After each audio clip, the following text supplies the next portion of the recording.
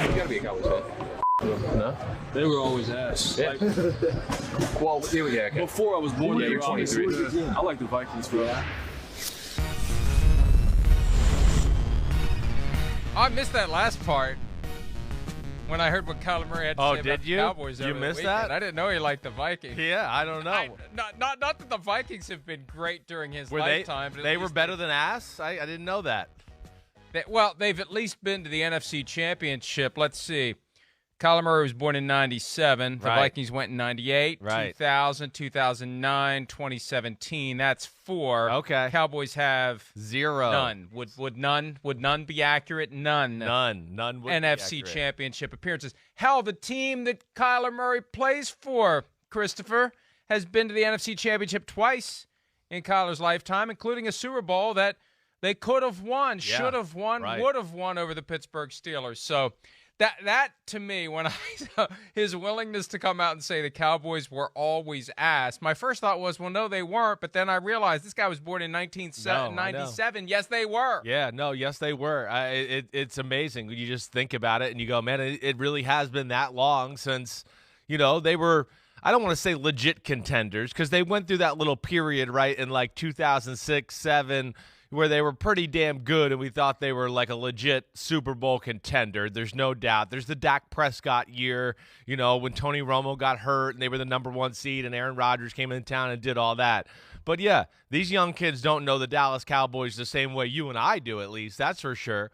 I grew up in an era where I knew about the Cowboys because they were like a dying dynasty of the 70s. We're still kind of hanging around in the 80s, right? And then stunk for that little period of time. And, man, then the 90s, that was the greatest thing going. I mean, the Dallas Cowboys, for a guy like me, it didn't get any cooler. Guys like Michael Irvin and Emmitt Smith and Deion Sanders, they were all fun and glitz and glamour and lots of big plays. But, yeah, the younger generation has no clue of that. None. For the longest time, the Cowboys and Cardinals did not have a rivalry from the Cowboys' perspective. It was a rivalry from the Cardinals' perspective, and the Cowboys have owned that series. 56-33-1 is the all-time mark, but the Cardinals have won 5 of the last 6. 5 of the last 6 dating back to 2008, and they'll play again Week 17 this year in Dallas. Ooh. Kyler Murray, by the way, 7-0 in his lifetime,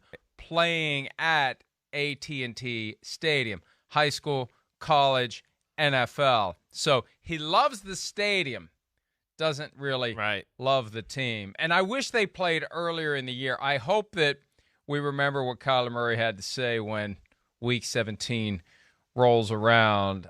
That's what made me so entertained by it.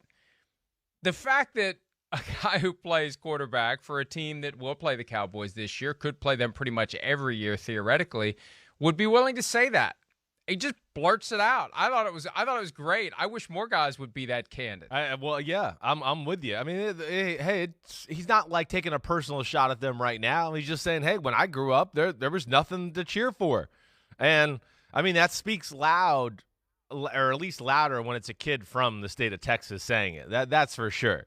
That maybe might hurt a Cowboys fan or the Jones family or somebody like that a little bit more than if some kid from Oklahoma or some idiot like me from New Jersey said that.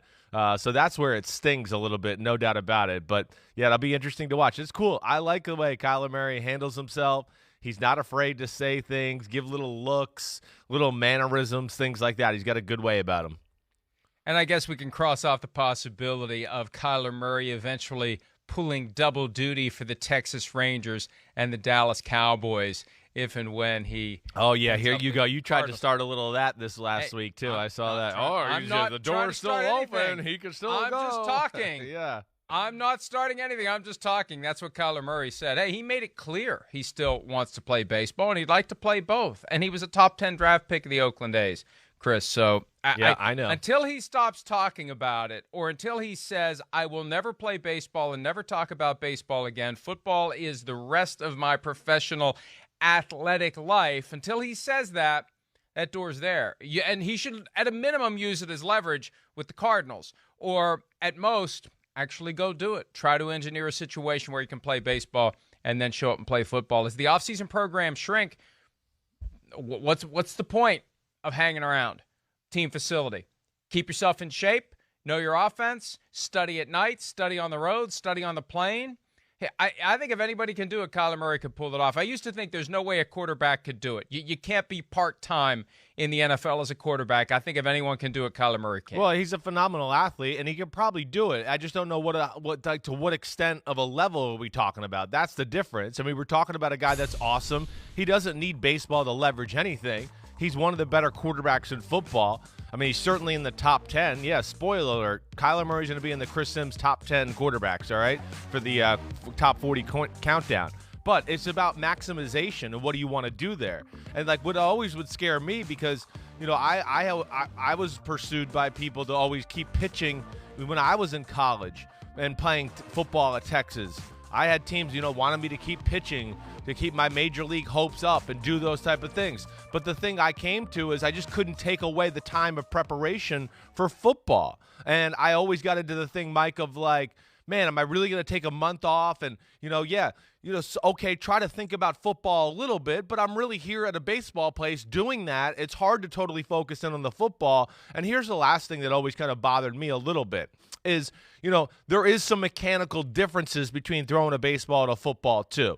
And that's one thing as I Not started. for Patrick Mahomes. Yeah, okay. You don't know that. Not at a pro level. I bet you if he had to go play baseball for 4 or 5 months and then he came in the first day and threw football, it wouldn't look exactly like Patrick Mahomes at first. He'd have to get used to it. There's a little different way to throw a bigger object as compared to the smaller object. So I'm just throwing out stuff that crosses my mind as a guy you know who loves to throw things and been around it my whole life. I'm just trying to picture your big-ass E.T. hand holding a baseball. Yeah, it could throw like, fire. It gets swallowed up in there. It'd be like me trying to throw a marble.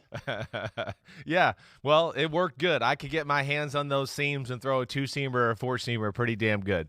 Why didn't you do it? I don't. Your own path. I ask Don't myself play dad's every sports. Don't day. ride his coattails. I go, what Play the a hell lot was I longer. thinking? You can still be playing No now crap. at age 40. Thank you. I say it to myself still every have day. your spleen. I'm driving in. I'm going, damn, I got to go talk to Florio. If I just would have played baseball, I wouldn't be having to do this. My life would be so much different. So, yes, I think Wait a about minute. So it's higher on the list of things that would have gone well that you wouldn't have to deal with me. Above, I'd still have my spleen. Yeah. Well, no, that's not. You're right. I'd rather have the spleen and then, yeah. Okay, we'll go thank from you. there. Okay. Thank you. That's the nicest thing you've ever said to me. You just won out. I am less unimportant to you than your spleen. Yes. That's good to know. All right. That was a fun little thing this weekend because if you haven't noticed, especially on Saturdays and Sundays in June, there isn't a whole lot going on. So when Kyler Murray drops something like that on my plate, I'm not going to complain about it, and we're going to have some fun with it. Hi, I'm Mike Tirico, and thanks for watching. Make sure to hit subscribe for the latest news and highlights from NBC Sports.